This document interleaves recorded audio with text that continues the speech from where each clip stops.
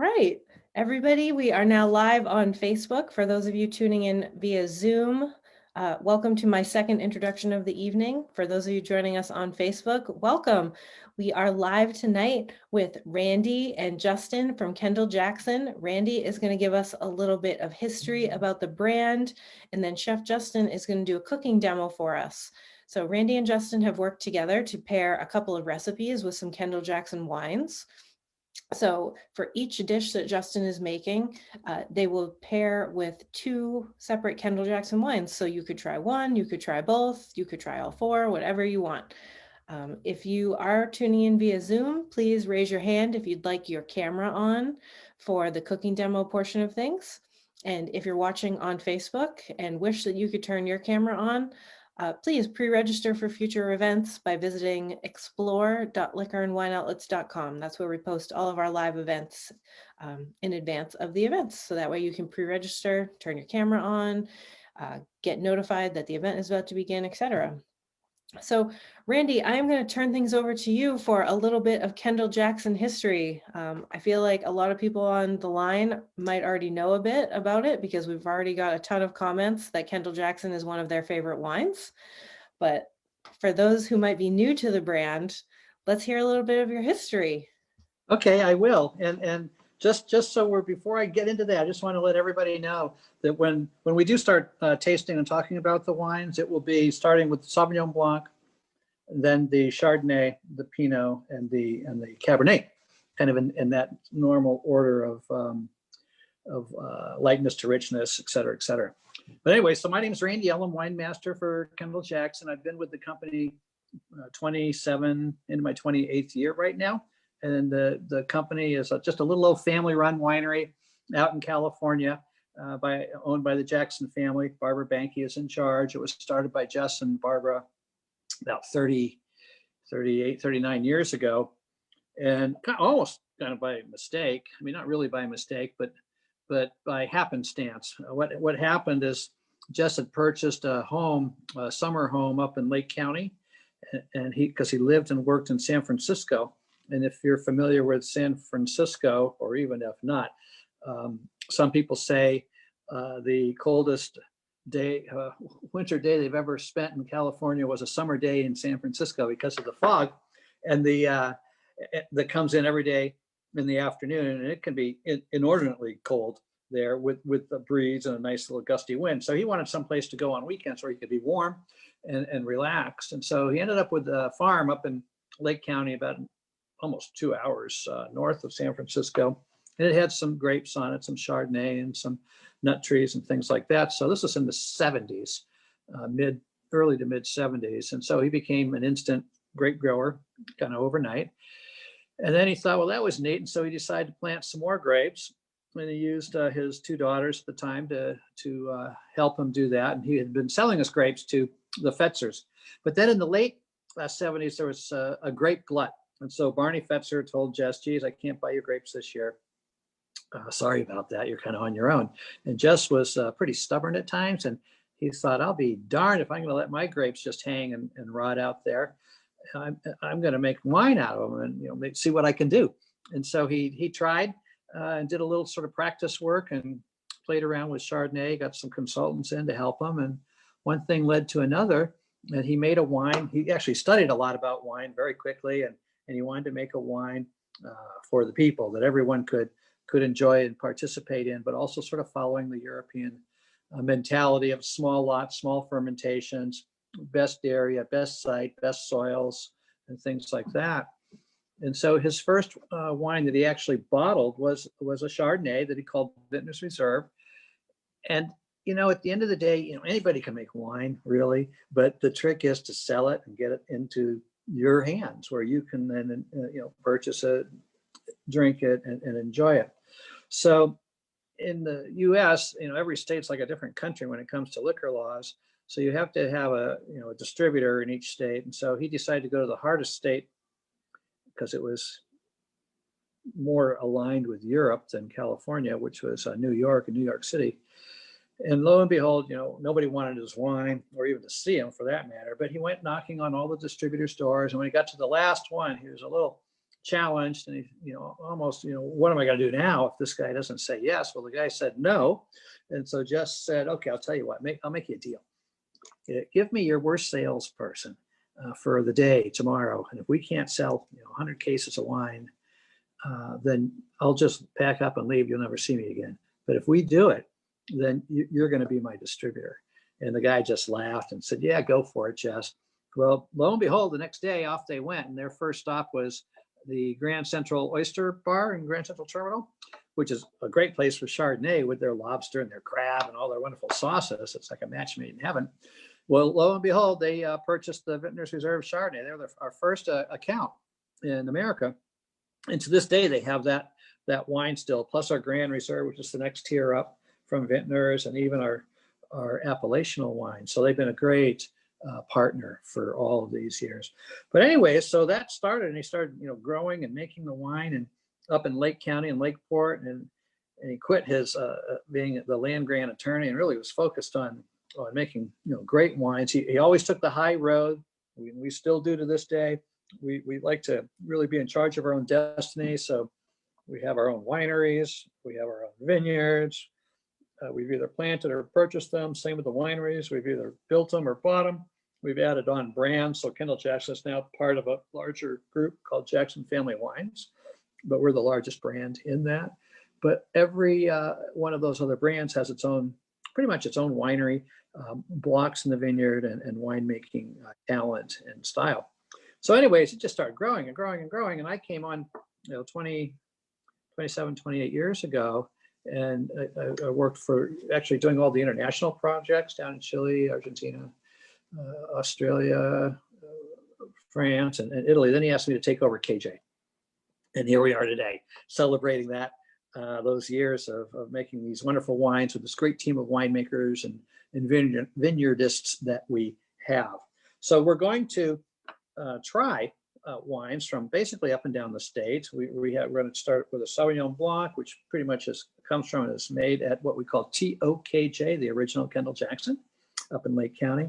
Then we'll roll into a Chardonnay, and we'll talk more in depth about those and how we make them once Justin gets cracking here with his delectable delight that we're going to pair it with.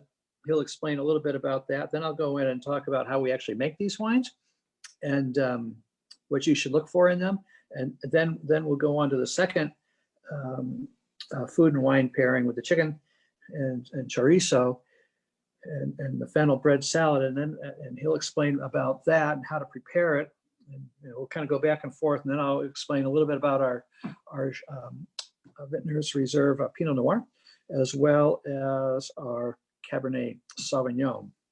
So without further ado, I'm going to go on, take a wild shot out and say, Justin, are you ready? Well, it must be a very complicated salad. So until we hear from him, because he's also working on the chicken. And so this is not easy to be cooking and talking all at the same time. Right. But so to give him a break, further break, for this Valentine's Day dinner, we are going to start. I'll get cracking with the wine. So please, if you have not yet poured yourself a little bit of the Sauvignon Blanc, please do so. And what's really unique about Sauvignon Blanc is that for us, it's almost entirely stainless steel fermented. And you might say, well, what does that mean? Well, when we harvest the grapes, and they're mostly from Lake County and Mendocino, which are both an hour and a half north of the Golden Gate Bridge in San Francisco. Mendocino is above Sonoma, and Lake County is above Napa. They're a little warmer on the Lake County side. Mendocino's, depending on where you are, can be cool to warm. But we like our Sauvignon Blanc grapes to get ripe. We don't want them to be green when we pick them. We're not looking for that sort of grassy character or grassy tone, but we are looking for the ripeness, the pineapple and the grapefruit tone. So we like to get them nice and ripe, and then when we do pick them and press them, and we get the juice, we then put the juice into a stainless steel tank. And so when we're in that stainless steel tank to ferment, we're fermenting at a very controlled temperature, very cool, to maintain the fresh aromatics that are in those grapes, and also to maintain the crispness and the acid crispness and the flavor part of the grape. So a cool fermentation does that. Plus, you get a longer fermentation. So again, the longer it takes, like everything we do in wine and grapes, the longer those grapes hang, the better they're going to taste. The longer it takes to ferment them, sometimes the more fruit is retained. So that's what happens with the Sauvignon Blanc. Now, there is a small percent, 7 or 8% that we do ferment in new American oak barrels, but it's done just for a couple of months and then it's out of there. But that adds a little complexity, a little bit of roundness to the palate. And we also throw in, depending on the vintage, 8 to 12% Semillon, which kind of also fleshens out the palate, makes it a little bit rounder in the flavor profile. So hopefully you'll enjoy this. We're definitely more on the sort of pineapple grapefruit tone of the equation for Sauvignon Blanc.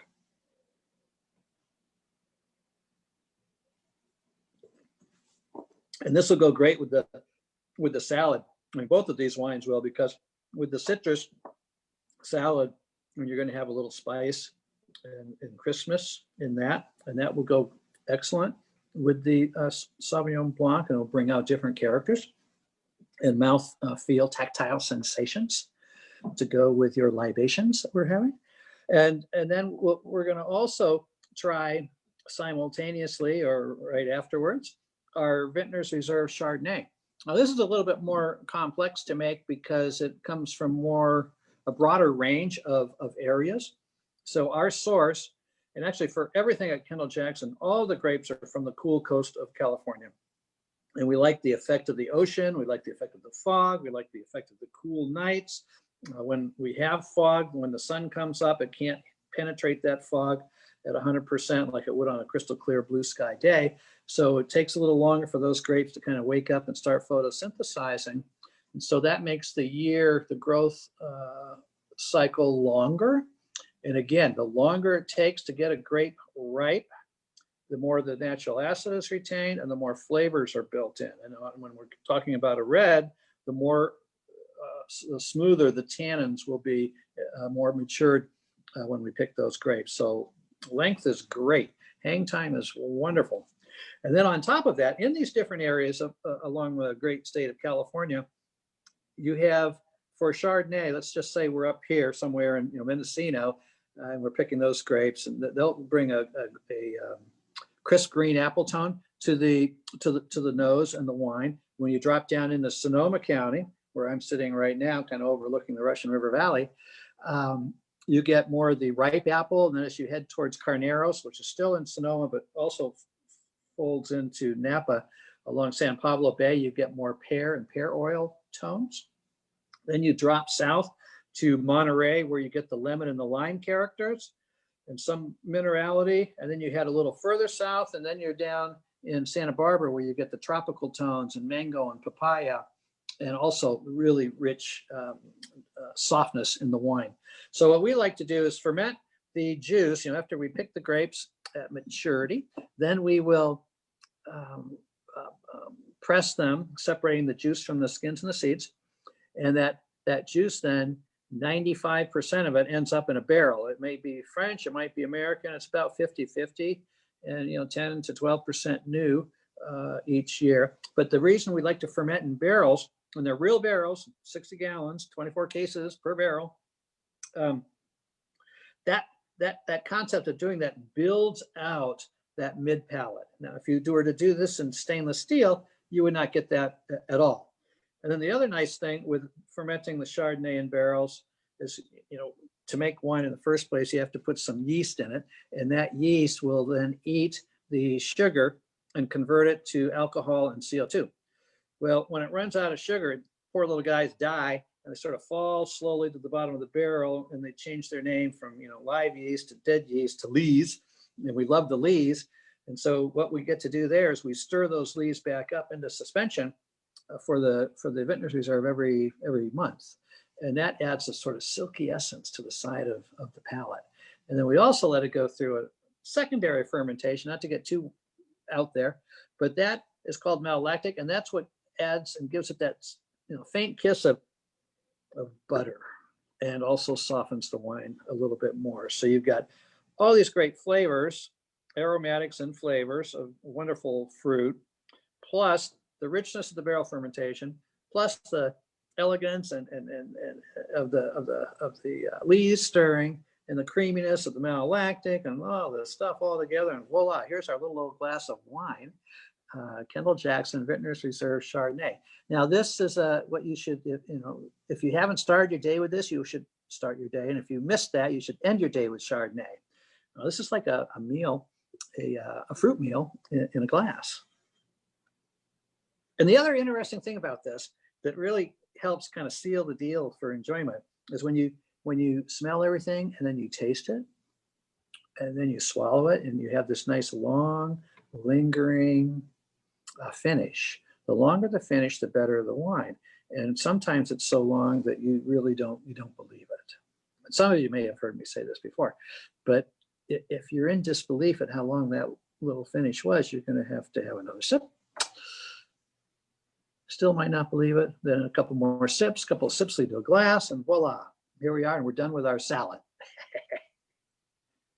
Do we have any questions so far? So Randy, we've got a lot of comments just from people saying how much they love Kendall-Jackson wines. And I know it's not a question, but I do feel like it's important to tell you. A couple people have asked about the recipes for tonight. So those are up on our website.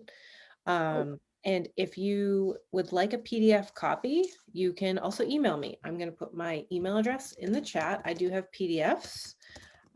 We also have, we created shopping list for you if you want to go. I mean, I know you're not cooking along now if you are just seeing the recipes, but we created a graphical shopping list that you can find on our Instagram. You can take a little screenshot of that, take it with you to the store, and pick up everything that you need. So, and then when you go to make this, you can look back on your site and watch us all again, and watch Justin as he does his, and Tracy, they do their magic on TV. That's what I'm going to do. I'm here tonight to moderate questions, but I'm actually going to make this chicken over the weekend. So I'm going to be a pro at it from watching Chef Justin tonight. Let's see some questions. Randy, how did you get started as a winemaker? Well, that's a really, I don't know if we have enough time for that, but I'll give you the quickie, the quick and dirty. So in high school, a long time ago, I elected to go down the route of wine versus beer, and that continued into college. And one thing led to another. In college, I was actually originally studying mining engineering in Utah with a minor in skiing. One thing led to another, and ended up continuing my skiing endeavors instead of my studies in Utah. I went down to Chile, and I didn't realize that Chile was a big wine country, so I fell in love with Chile. Ended up staying there for 3 years and just learned a lot about wine making, vineyards, grapes, the whole enchilada. And then after 3 years, actually close to the end of my third year, there was a coup down there, so it wasn't as much fun. And so I came back to the States and decided I'm going to, get out of this mining business, but which is still important because it's all that, that's where I have my foundation in rocks and good dirt.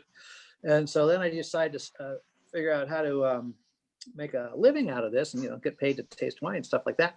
And I went to school and ended up, then I was focused and got a degree in both winemaking, which is enology, and viticulture, which is grape growing. Then I worked a year in Ohio, or half a year, 5 years in upstate New York. And the last, I'm almost scared to admit it, but it'd be 39, getting out close to 40 years. It'll be 40 years in August when I came out to California and worked with Deloach Vineyards first in the Russian River, which I can almost see them from my window. And I was there for about 12 years, and then Jess asked me to come work for him, and the rest is history. That's awesome. So as many of you have already expressed to us in the chat you love Kendall-Jackson wines. So I'm going to give you a little teaser of something we have coming up. For those of you who follow us on social media, every year we do a madness competition. They're in the month of March, where we pit wines against wines, spirits against spirits. Eventually, it gets down to one wine versus one spirit. And Kendall-Jackson is actually going to be part of the competition this year. So if you follow us on Facebook or Instagram, you can vote. Maybe Kendall-Jackson Chardonnay will be the ultimate winner this year because of all you who love it so much. That would be exciting. I can see where it might stand up quite well to a spirit. I think you can by volume, you can have more glasses of wine than you can of a spirit and still stand. Yep. And so Randy, Jonathan here on Zoom, he is curious what the most memorable vintage that you've had has been. Oh gosh. So I would say 2007. And the reason I say that, it was a year, I mean, it's a long time ago, but it goes down in history and in infamy. It was a year that, we were growing and we were making wine. And it was one of those years where there were more grapes than anybody actually realized there were. And they were all great. I mean, usually you don't say it's a large year, a voluminous year, and a great year at the same time, but there are vintages like that. And that was definitely 197, 2007 also. But that year, we were, it was crazy because there's just so many grapes and we were filling up everything. We were renting wineries, tanks, trucks, anything just to put these grapes, wines in at the end. Fortunately, we had plenty of barrels, but on the red side of the equation, oh my goodness, where did it go? So I just remember that it was a very exciting year. It ended well, but that was definitely a game changer. We realized, well, we better get ourselves a little bit more of a buffer for when this happens again, because you never know what Mother Nature is going to throw in your direction. She can give you 10% or 15 or 20% more than you thought. And even though we're experts at this, guessing how many tons per acre there are or what have you, it's beyond an art. I mean, no one can figure it out to every single year, and so everybody's after that. Or she can dial it back the other way and fool you and make it look like there's a lot of grapes, but they don't have much weight to them. They might have extra seeds in each berry, therefore the juice yield goes down. So there's all these different things that occur, but that was something that was very memorable. Awesome. I was just going to ask Chef Justin how he was coming along, but he has gone out of frame. Oh, there you are. Chef Justin, how are you doing? Are you ready for some salad? We do have some more questions for Randy. Yeah, can y'all hear me right now? Yes. Yeah. Okay, perfect. You know what? Let me just throw the chicken in the pan because that's going to take a little bit to get going, and then we can go back to some more questions with Randy. So I got a cast iron skillet over here heating up, and one of my favorite pans to use at home, just because it's no matter what kind of stove you have, if you get a cast iron pan hot, you can cook some food in it. And it's also really easy to clean, and it's almost like a non-stick pan once you've used it before. So I'm just gonna season these. These are chicken thighs with the bone in and skin on. And I'm just gonna season them pretty good with salt on both sides. And then I'm gonna put it into the cast iron pan and get it going, skin side down. And we're just gonna it's kind of like a old school dish, chicken with a brick cooked on top. But we're just gonna use another pan today. So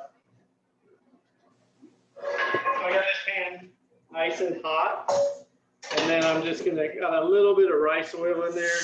I'm just gonna put the chicken in, skin side down, and then I'm gonna take this other cast iron skillet, and all I did was wrap it in foil. And that's just going to be a weight that's going to hold it down so that skin gets nice and crispy. And I got it on like a medium heat burner. And actually these recipes today are from a cookbook. Tracy, come here for 1 second. We have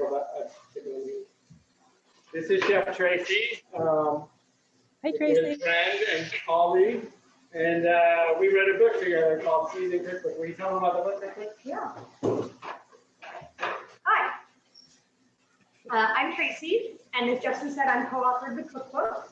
We've worked together for more years than I can count, honestly, and have been friends for even longer. So we have one of those really multi-dimensional relationships. So this book is really special for so many reasons. One, for what I just said, that it was, real collaboration between myself and Justin and our pastry chef, Robert, affectionately known as Buttercup, hiding in the back somewhere.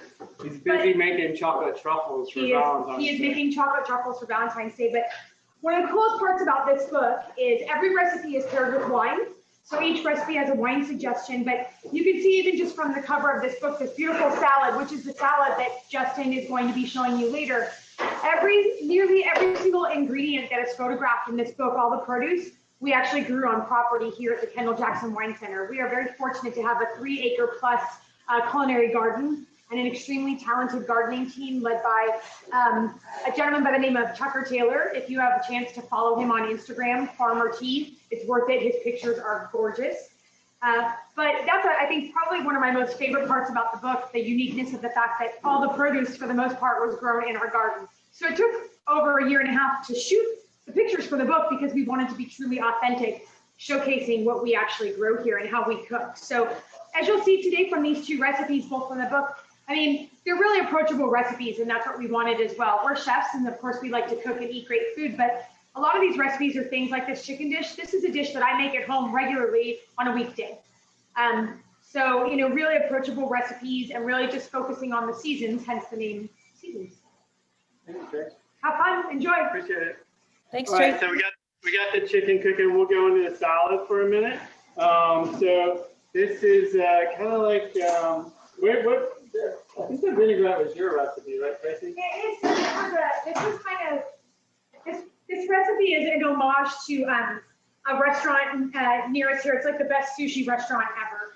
And when they have something very simple on their green salad, but this dressing that they make is so delicious. It's so simple and delicious. So this was our version of that dressing with ginger 2 ways, pickled and fresh, some apple for some sweet and tart, tahini, which gives it a little bit of creaminess. And it's just one of those dressings that as soon as you make it, you're going to want to just make a batch and keep it in your fridge. Yeah, so it's it's probably our favorite restaurant around, and it's a little bit pricey. It's a great restaurant. It's an amazing experience. We would eat that food all the time if we could afford it, but instead we hired their son and tried to coax some of the recipes out of him. So he helped us with this vinaigrette, and he did sushi like onigiri, which is kind of similar to sushi. So there's a crab onigiri recipe in here. So I'm going to show you how to segment a citrus. So this is a car orange. I took the top and the bottom off. And then I'm just going to take my knife and kind of go right around the sides of the citrus, getting the pith away. And then I'm going to come back and take the individual segments out, which makes it really nice for salad. It looks a great presentation, and you don't have quite as much of the fiber, so it's a little less chewy in a salad. So then once you've peeled it, you kind of just want to take your knife down and then back up. I think we might have lost your picture. Oh, there we go. There we go. Sorry. Sorry, I wasn't ready. Some people are calling Tracy. She's kind of famous. So, I'm just taking these segments out. Randy, can you still see me now? Yep, absolutely. Perfect. So I'm just going in between the segments. So I'm going to hold that up to see if you can see that. But what you end up with is these beautiful little segments of oranges. So once we do that, we're going to start the vinaigrette, and we'll squeeze whatever juice is left into the vinaigrette. And this is a fun one. Right now, the citrus here in Northern California is absolutely beautiful. At my house, I have some amazing Meyer lemons and yuzu and a really wonderful lime that's great for gin drinks. It's Rangpur lime, which is really nice for the cocktail. It kind of looks like a teeny little orange, but then it's green inside. It's a really, really beautiful citrus. And in the garden, we have a lot of fun stuff coming out too. So we're always, adding that fresh class of citrus this time of year. So now I'm going to start building the vinaigrette. And so we're going to start with a little bit of apples. So Fuji apple, and I've just peeled it. And I'm going to pop this in the blender. And this is going to give it kind of a cool, grainy texture that's nice on the salad. And then we have some fresh peeled ginger. Thanks. And I'm just going to grate some of that in there. This is going to give it some spice and some heat and some brightness. It's really nice in a cold night to have some, spicy, warming flavors in your dressing. That in there like that. And then I have a small peeled shallot that I'm going to put in there. And then we also have some pickled ginger, like you would get at a sushi restaurant. And then a little bit of the liquid from that as well. That's going to add some kind of sweet and spiciness to it. And then we will add tahini, and tahini it's kind of like peanut butter, but made with sesame seeds. So it's used a lot in Mediterranean cuisine, but you also see it in some Japanese cuisine. So we're going to give it a little shot of tahini, and it's going to give it a nice, rich sesame flavor. From there, we're going to do lemon juice, give it a little more acid. And these are great if you don't have a citrus press at home. Definitely great, especially if you're making cocktails and margaritas, just getting that fresh juice and all the essential oils out of the skin there. They're super fun. I would recommend, I like this one. A lot of times if you buy the painted ones, the citrus acid starts to peel the paint off. So if you can find just a regular old one like that, that's what I like to use. From there, we're going to go and add a little bit of soy sauce. Going to give it some umami flavor, a little bit of mirin for sweetness. And then we got a little bit of sesame oil, again, richness and that kind of earthy sesame flavor.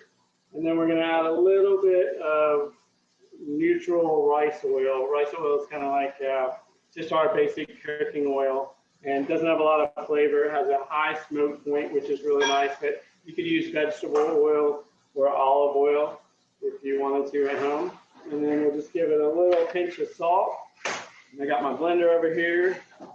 And then give this a blend.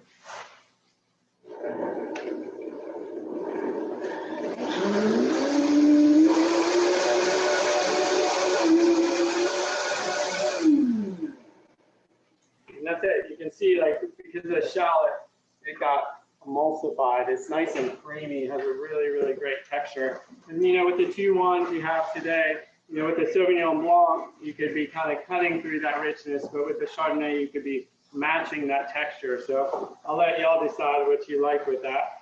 This is a little watermelon radish from the garden. When you cut that open, you can see how beautiful that is. This one's purple inside, sometimes they're green, sometimes they're pink. And then I have a mandolin, and I'll just slice that nice and thin.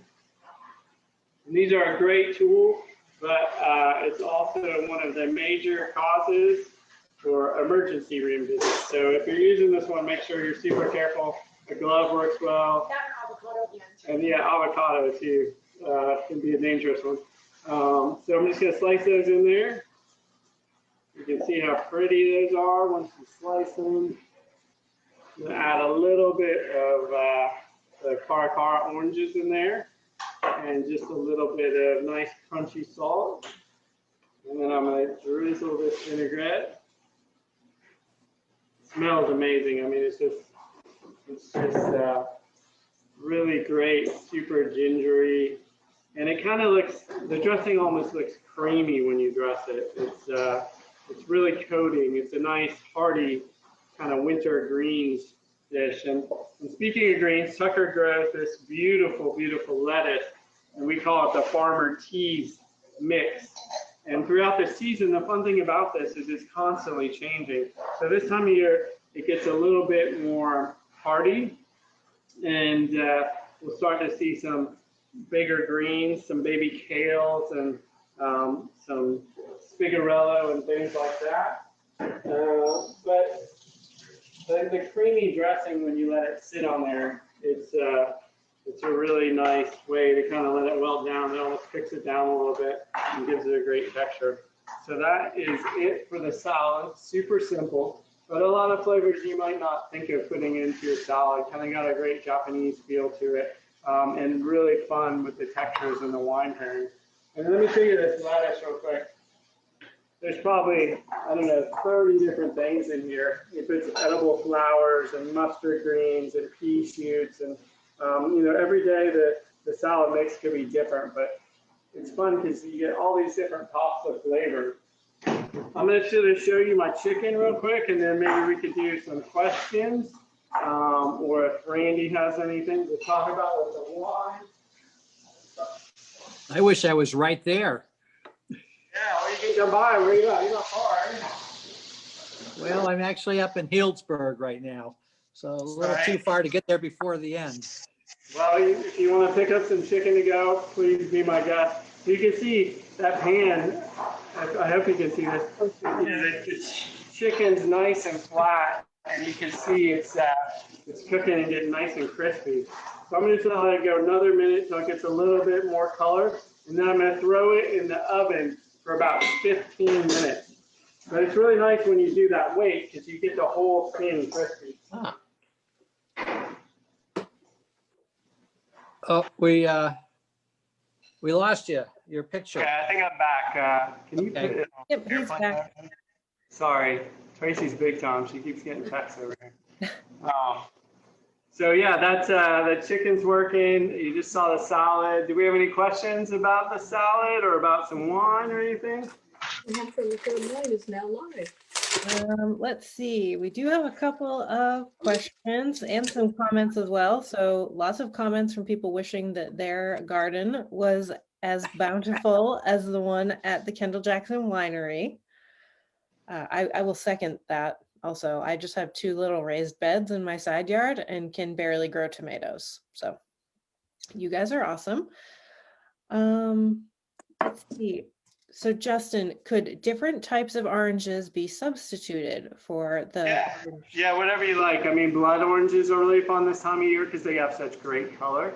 But yeah, basically whatever you have at the store, and whatever oranges you like. You know, the Valencia oranges are amazing. I mean, it's just a really good time. The winter is a great time for citrus. And I was in Florida last week, and the oranges were incredible down there. And, you know, just make sure it's something that's a little sweet because you're going to have that spice from the vinaigrette. But yeah, whatever you like.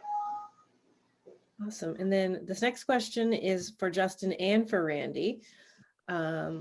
Let's see. What is your favorite spice / dish to serve with the Kendall-Jackson Cab Reserve?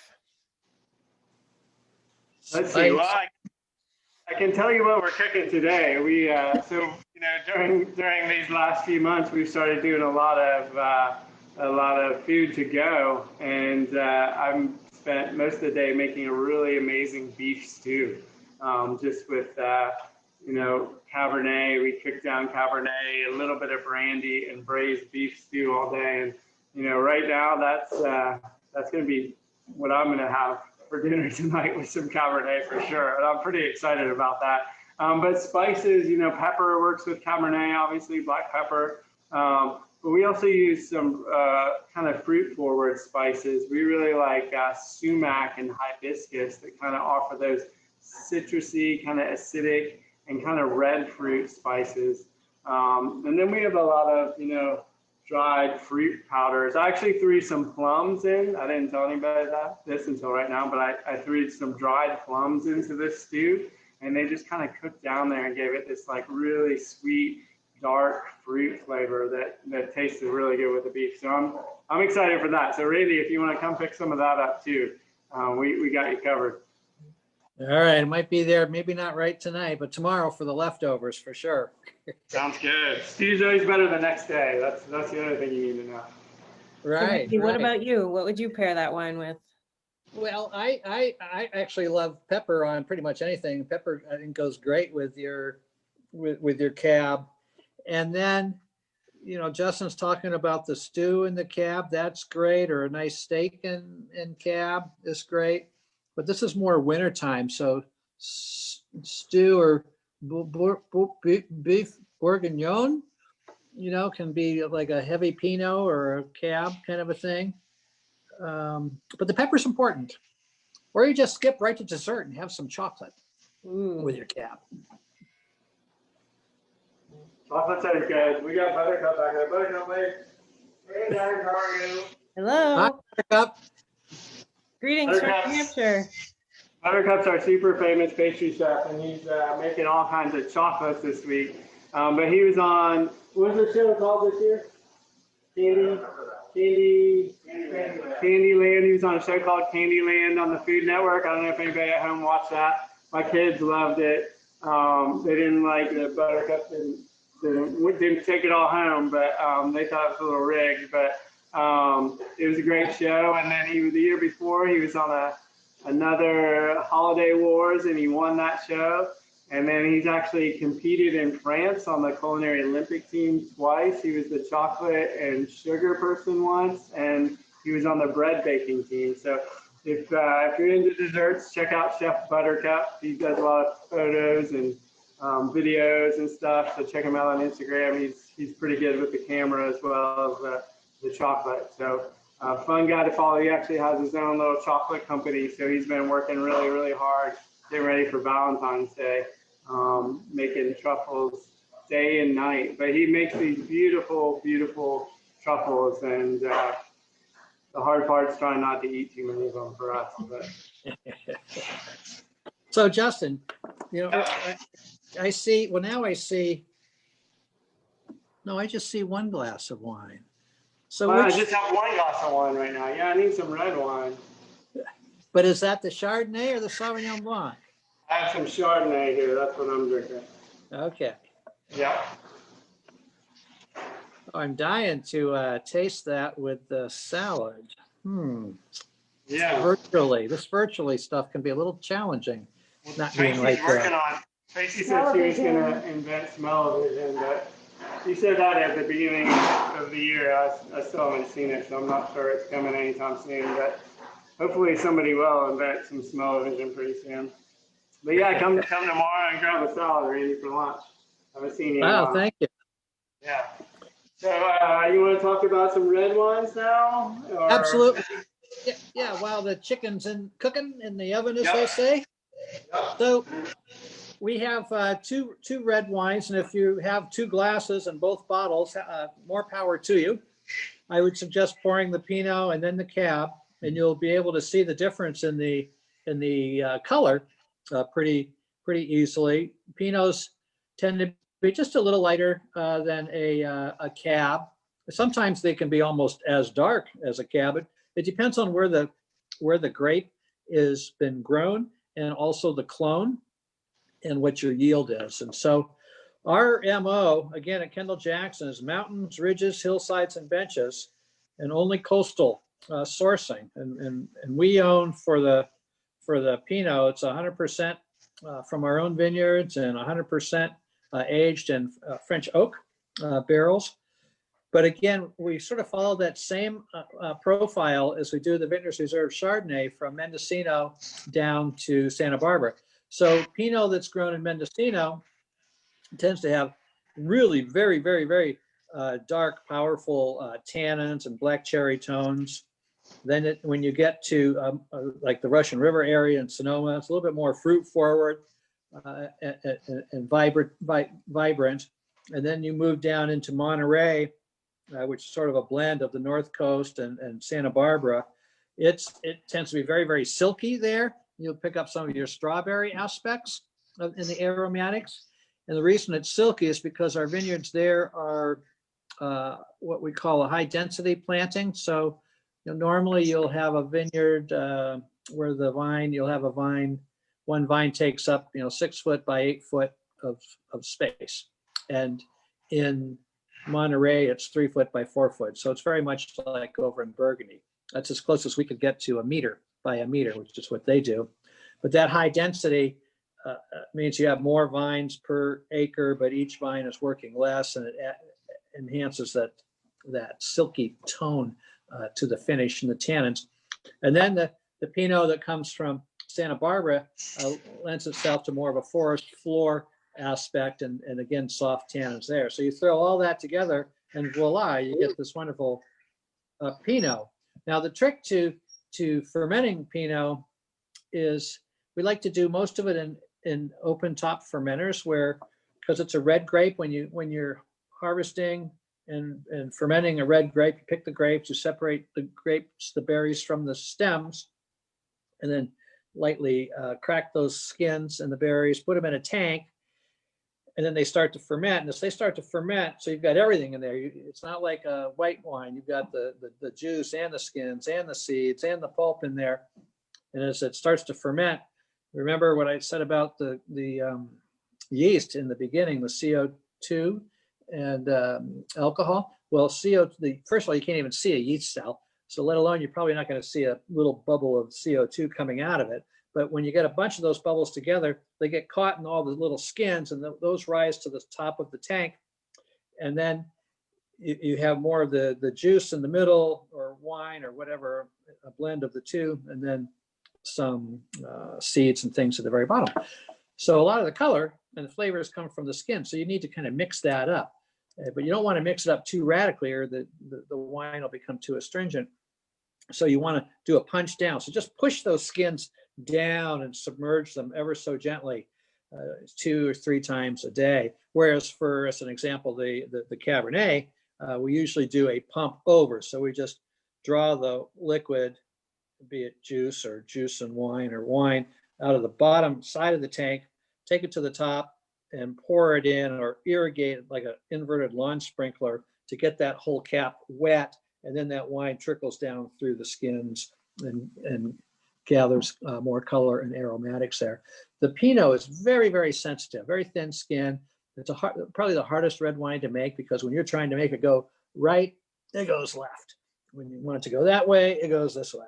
So it is definitely the most challenging, but it is it's sort of, people like to move from Sauvignon Blanc to Chardonnay to Merlot, or to Pinot, then Merlot, then Cab, but then they all seem to come back and consider Pinot the Holy Grail. And it's definitely the Holy Grail, because it's a big challenge to make. So you have that, and you can taste all those flavors and aromas. And again, all red wines go through malolactic more for stability than anything there. If it doesn't happen in the tank or the barrel, it'll happen in the bottle, and then it'll become effervescent, and that's not good if it's supposed to be still. But then you compare that Pinot with the Cabernet. And so for us, our Cabernet is from Sonoma County. We put a little bit of Mendocino and maybe a splash of Napa in, but it's predominantly Sonoma County. And in Sonoma County, it's such a beautiful county. It's so varied with all the different regions and appellations within the county, from very, very cool to like Russian River, Green Valley near the coast, to the upper Russian River. Then you have the Alexander Valley, and then Knights Valley, which, even though that's the name of the appellation, none of our vineyards are really in the valley floor. They're all, again, mountains and ridges and hillsides. And so Knights Valley is just to the south of the Alexander Valley, and the vineyards are on what we call the Mayacamas mountain range there. So our highest vineyard actually goes up to 2,800 feet, which is kind of neat, because we have a saying, if the vineyard has a good view, it'll make a great wine. And so the other important thing about vineyards with elevation and hills and things like that is that, as you go up in elevation, you're getting away from the deep, rich soil that's in the valley floor and the high water table. So yes, those floors are great if you want to grow quantity and big fat round grapes, which we don't want. We want lower yields and smaller berries. So the higher you go, the rockier it is, the harder it is for the vine to grow. The yields are lower, but the most important thing is the size of that little berry. And if you have a berry that's like the size of my thumb end versus my little, wherever it is, my little finger there, or that's basically the big valley berry and the little tiny mountain berry. The ratio of the skin to the juice inside is greater on that little tiny berry, even though the big berry's got more juice. So all of the tannins and the color and the flavors, the majority of them are in the skin. So that's why the wine is so much darker and has more tannins and more structure and all that good stuff going on in the cab. And then the tannins, which are when you taste the wine or any wine, sort of the finish that's in the red wines, it's that tannin, that sort of drying sensation, kind of like a light Chianti. We don't want power tannins that rip the enamel off your teeth. We want you to be able to still smile after you drink this wine. And so you want to manage those tannins. And so we do that by when we pick the grape, first of all, we've got to get the tannins ripe in the vineyard. And then when we bring them in, the grapes into the winery, we put them in the tank and we chill that tank down to about 45 degrees for 5 days and just let it sit there. And there the juice is basically flavored water. And that water is going to extract the tannins from those skins right then and there in the beginning. Years ago, we used to give it an extended skin maceration after the fermentation. And what would happen there is now that liquid is water and alcohol. We all love our alcohol, but in the case of extraction of tannins from the skins, it takes out and brings out tannins, good ones and rough ones. And then you have to find those, and that's just another treatment to the wine. So we learned to give it a nice chill for 5 days and then let it warm up and ferment in the tank. And the other interesting thing about tannins is you can manage them with the oak, of course, that you're aging the wine in, mostly French and some American, but also it's the terroir and the dirt gives you different flavors and aromatics and tannins. And so the tannin profile for the Anderson Valley mountain range, where the soils are a brick fractured igneous rock, red rock, are more like laser-like and linear tannins from the back of the mouth to the front. And then when you go just down to its neighbor to the south towards Napa, but still in Sonoma County, but Knights Valley, there the soils are a beige blonde color of volcanic rock. And the tannins they give to the wine are big and round and voluptuous. Well, you blend the two together and pretty much you've got what's in this glass right now. You could almost dive into this glass just from the aromatics of the cassis and the dark cherry tones.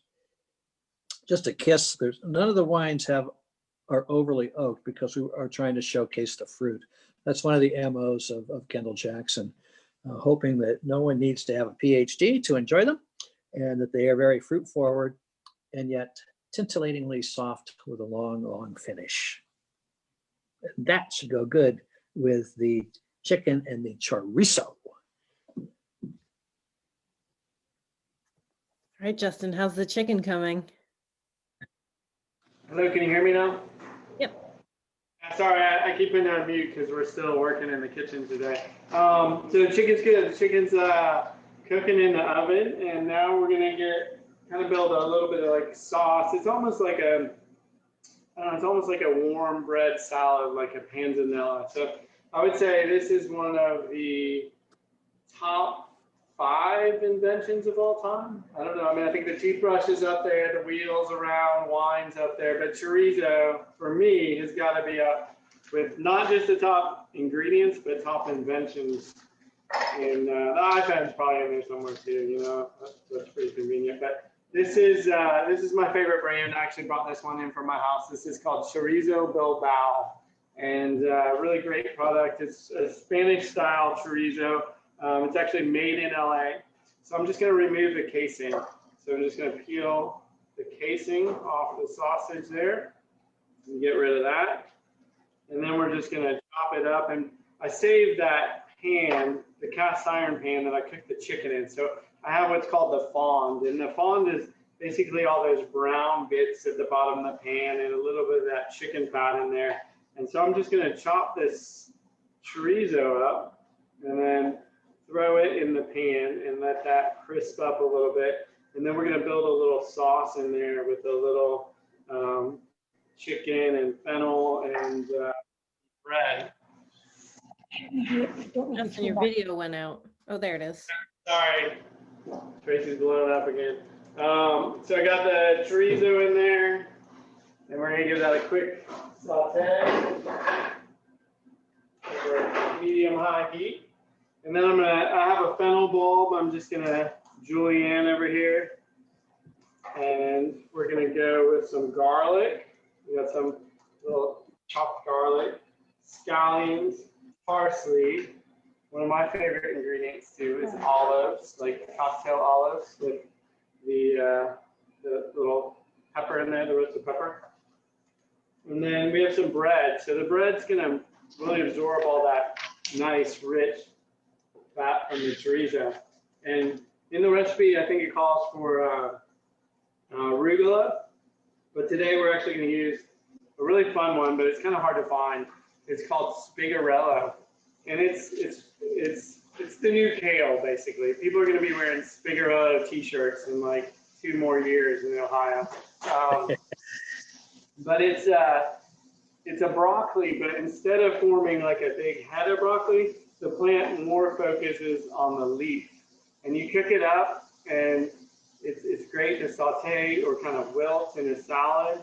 And it doesn't have that bitterness that kale has. It kind of has that sweet broccoli flavor. So if you can find this one at your local farmer's market, it's a great, great green for winter time to saute or do like, you know, that kale massage salad when you massage it with like the lemon and the garlic. It's great for that. It holds up nicely and braises too, so we'll braise it a lot of times, but it's like kale, but better. So really, really flavorful, really healthy, a lot of nutrients in there, and it's just absolutely delicious.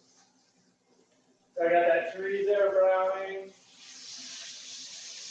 Justin, could you tell us the name of that green again? Spigarello. I'm not sure how to spell it. I went to North Carolina public school, so I'll find we it. didn't have Spigarello back then, but you know how to spell it, Tracy? Spigarello.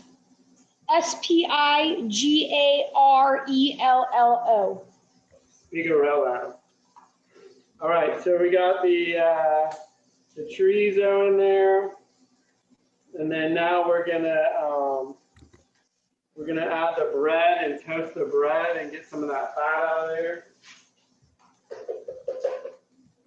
And we'll absorb it all up and get it nice and crunchy. Got nice big chunks of the bread there. And the chorizo fat is amazing. It smells so good right now. I need that smell-o-vision again. Kind of toast that up.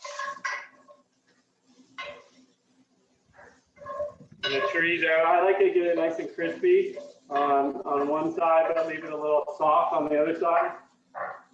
I'm going to put that back on the heat for just a minute.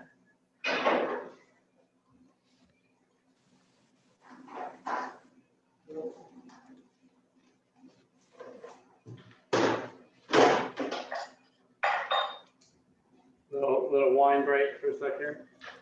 Some Pinot. Oh, that helps everything. Indeed.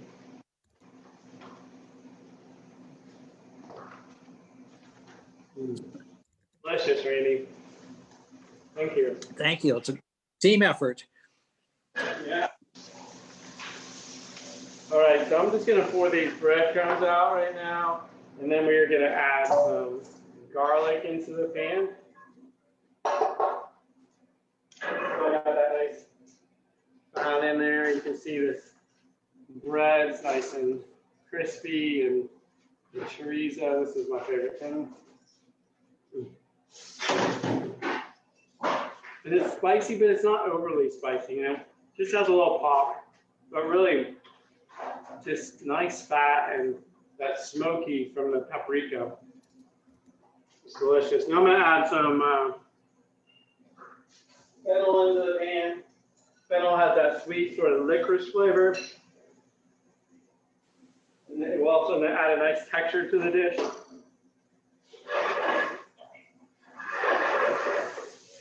Let that cook for just a minute. We got some scallions as well.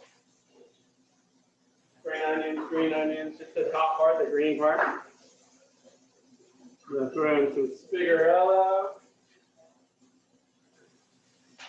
Just kind of welt it up a little bit. You can hear it's nice and hot and everything's sizzling. We're gonna add some olives in there. And then just a touch of chicken stock to form a little bit of a sauce. And then just to give it a little bit of spice, we're gonna add a little chili.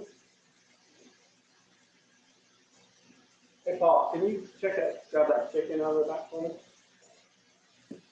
Let that cook down a little bit. Kind of saucy, and we still wanted to have a little texture.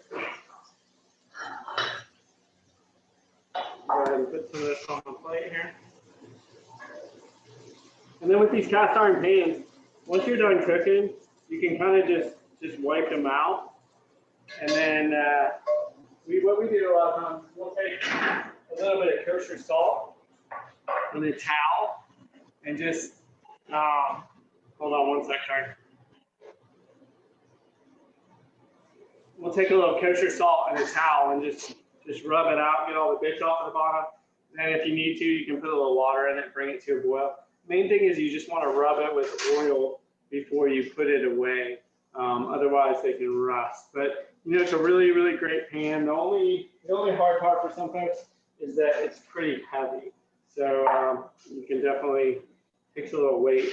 We got a little chopped parsley to add there as well. Paul got some chicken. How's it looking? Good. Good. So you can see we got it nice and golden brown and crispy on that skin side. Just finished in the oven. And then I just kind of plated the saucy salad on there. We'll come back and we'll just add a few little breadcrumbs and garnish with some chorizo, which is delicious. Chef bite.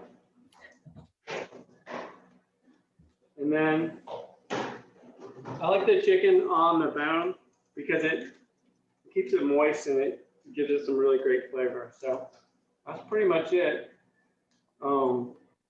And you know, crack a glass of wine and enjoy. So yeah, That looks great.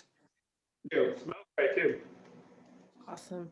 Thank you, Justin. So for anybody who is wanting to make this recipe, I did do a little bit of Googling while Justin was making it. And here in New Hampshire, it looks like Trader Joe's has Spiarello. Oh, And the chorizo that Justin is actually cooking with can be shipped to you. So just Google that, and it is $11.49 a package and can be shipped to you from Los Angeles. I didn't see the Spiarello at Trader Joe's over the weekend, but I was there and they did have other chorizo as well. So if that's convenient for anybody, I did a little bit of recon for you as well. Arugula is a great substitute because it's got that nice pepperiness. This is a little bit heartier. This is kind of what we use this time of year. But yeah, I think in the book, in the recipe, it actually calls for arugula. But yeah, I would say do yourself a favor and make sure you get that chorizo. It makes all the difference. It's really, really great. It's not a dry cured chorizo that you could find at room temperature. It's a refrigerated product. So when you render it, you actually get a lot of fat out of it. You don't get that much fat out of the dry cured chorizo, but it's just got a great texture, smoky flavor, and really, really nice acid to it as well from the fermentation. So yeah, you'll either love me or you'll hate me because you'll be eating that all the time. So. Yeah, it looks like if anybody does want to order it, it looks like it arrives frozen. So, I mean, it's cold enough here in New England right now. I'm sure it would be fine shipping to you, but I'll post the link to that as well for everybody. Yeah, and here in California, a lot of gourmet groceries actually carry that brand. I think it is a national brand. So you might find it in a smaller gourmet grocery store, or if you'll have a Spanish, store that sells Spanish food, you definitely find it there. Any other questions out there? Everybody wants to cook along. They all want the name of the chorizo and the link. I'll post it in the chat in a second. I'm glad I found it for you guys. It's funny. We had, last night we were making cocktails and we needed blood oranges, and I had actually found those at Trader Joe's too. So it looks like Trader Joe's is coming through with all the produce we need for Love and Libations week. So what was the cocktail with the blood orange you were making? A once in a blue moon it had rum and blood orange juice, club soda, and blueberry liqueur. Nice. So what's the color of the drink when it comes out? Is it It was kind of like purple, bluey purple. Oh, nice. I wanted to drink it. All right. Oh, Justin, in regard to the Spirello, I know you said that in the cookbook it says to use arugula, but somebody is curious, is Spirello, does it taste more like broccoli, kale, or arugula? It tastes like kale, but without the bitterness that kale can have. Like kale has a really green sort of bitter flavor on the face. And like broccoli, like I don't know if you've ever eaten the leaves off your broccoli when you're cooking it, but broccoli has that really sweet flavor. So it's kind of like kale in texture and that green flavor, but it has that really nice sweetness of broccoli. It's a really great vegetable. And it gets crispy. You can kind of like, you can do the kale chips, but with the Spigarello. My favorite is just a hot pan, cast iron pan, olive oil, a little bit of garlic, and just quick toss to kind of crisp wilt it, and then just a squeeze of lemon juice on it. Just super simple, super healthy. But Tracy also puts it in her smoothies a lot of times for breakfast instead of kale, because it has a little bit of sweet flavor, but super nutritious. And yeah, anywhere you could use kale, you can find Spigarello. And I think, the best thing to do until you can find it at the store is just go to the farmer's market and just ask some farmers about it. I really didn't know much about it when Tucker first started planting it, but I had a couple of old Italian guys that were here tasting wine, and I was walking them through the garden, and they were super excited when they saw it, and they taught me a bunch about how to cook it, which is pretty cool. So, you learn something new every day, and there's always new fun ingredients to find out there. And the great thing about Tucker is he's always tracking new seeds down and growing really cool stuff for us to keep us inspired. Yeah. And if you're out in California, come take a walk around the garden. We're open almost every day of the year, and it's about a 3.5 acre garden. You can walk around, you can have a picnic, you can drink some wine out there. We do wine and food pairings every day. You get like a 5-course menu paired with wines, and the chef brings it out and explains it to you.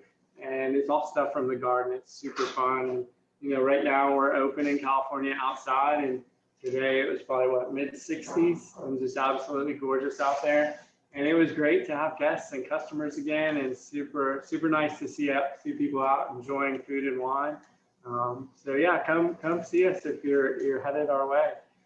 It's a really magical place. Awesome. We're so close to spring. It's right around the corner. When you drive around in the countryside, you see the vineyards that have been pruned, and they haven't started disking the fields yet. So you've got the fresh green grass growing, or in some cases the mustard grass or mustard weed growing in the vineyard with the yellow tops. It's absolutely beautiful. Awesome. And so Randy, just one last question for you before we let you and Chef Justin get on with your day. We appreciate you so much joining us for the tasting and the demo. One of our viewers on Facebook wants to know, which of the 4 wines tonight is your favorite? As the winemaker, which one would you choose? I'm in love with this Chardonnay. I'm going to just continue drinking it. it just has so much going on, and it's so pleasurable and so much fun, either without a meal or with a meal. So let's go with the KJ Vintners Reserve Chardonnay all the way. Awesome. Cheers. And Randy, that's America's best-selling Chardonnay for how many years though? I don't know, 27 or 28 years. Yep. Were Can't you go like, wrong with this, little baby. what were you like 12 when you started making that wine or what? Yeah, well, 14. Okay. Thank you. Cheers. Awesome. So thank you, Randy. Thank you. Thank you, Chad. Thank you, Chef Justin. And thank you, everybody, for tuning in tonight. We hope you enjoyed tonight's visit with Kendall-Jackson as part of our Love Libations week. We've got 2 more events coming up this week. Tomorrow, we'll be visiting Jean-Charles Boisset in California. He's got some French wines as well. And then on Friday night, we'll be closing out the week with rosés with Moet Hennessy. So we hope you'll tune in for some more events, get some inspiration for your own Valentine's celebrations. I'm going to be making the chicken and chorizo on Saturday night. So if anybody else is going to be making it, we'll be making it in spirit together. And now we have the video of we'll have the replay from tonight to reference. So thank you so much, Right. Chef Justin. I've got my brick ready. I only have 1 cast iron skillet, so I have an actual brick that I covered in foil. Perfect. Great. All right. Well, Thank you. cheers and thank you. Thank you, everyone. We will see you later and have a great night. Thank you. Bye. Thank you. Take